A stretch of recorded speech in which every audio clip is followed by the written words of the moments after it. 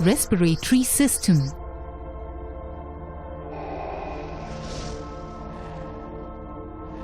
To understand the process of breathing,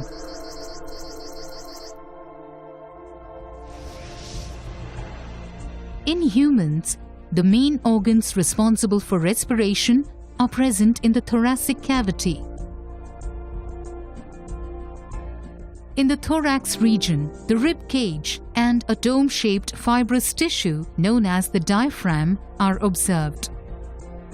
Present within the rib cage are the pleural membranes, which enclose the lungs. The right lung is divided into 3 lobes: the right superior, right middle, and the right inferior lobe.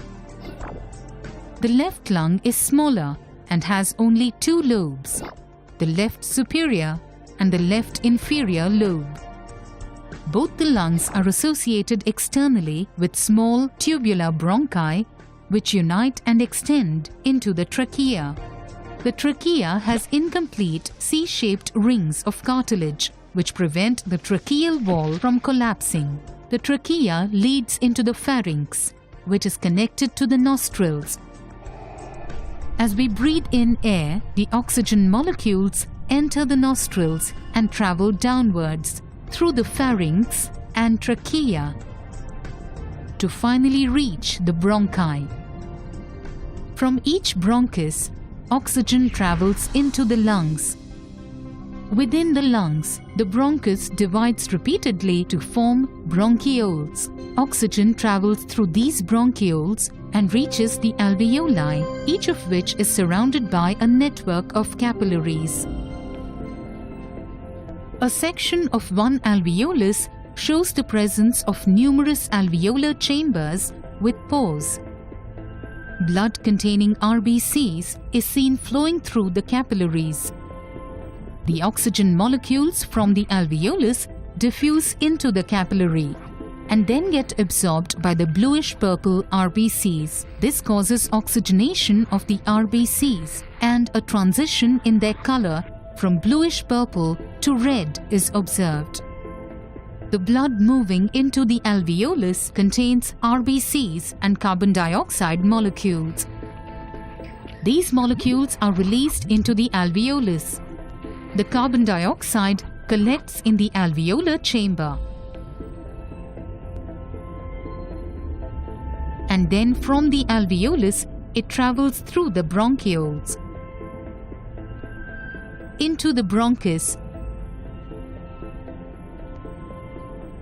which finally reaches the trachea and is breathed out through the nostrils. So the process of breathing in air rich in oxygen is called inhalation. After the contraction of muscular diaphragm, the lungs expand and the air rushes in, resulting in the inflation of alveoli. During exhalation, the diaphragm moves up and the lungs contract. Thus, the alveoli deflate, causing the air to be forced out. This exhaled air is rich in carbon dioxide. This process of inhalation and exhalation is known as respiration, which is approximately 20 times per minute. Summary. In the thorax region, the rib cage and the diaphragm are observed, which play a vital role in respiration. Present within the rib cage are the pleural membranes, which enclose the lungs.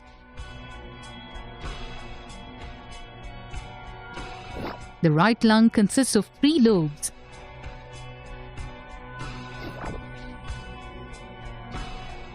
While the left lung has only 2 lobes.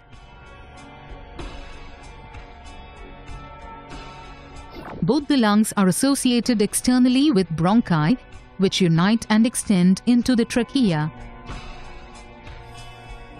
As we breathe, the oxygen molecules enter the nostrils and travel downwards through the pharynx and trachea to finally reach the bronchi. From each bronchus, oxygen travels into the lungs. Within the lungs, the bronchus divides repeatedly to form bronchioles. Oxygen travels through these bronchioles and reaches the alveoli, each of which is surrounded by a network of capillaries. As blood flows through the capillaries, the oxygen molecules from the alveolus diffuse into the capillary. This causes oxygenation of the RBCs.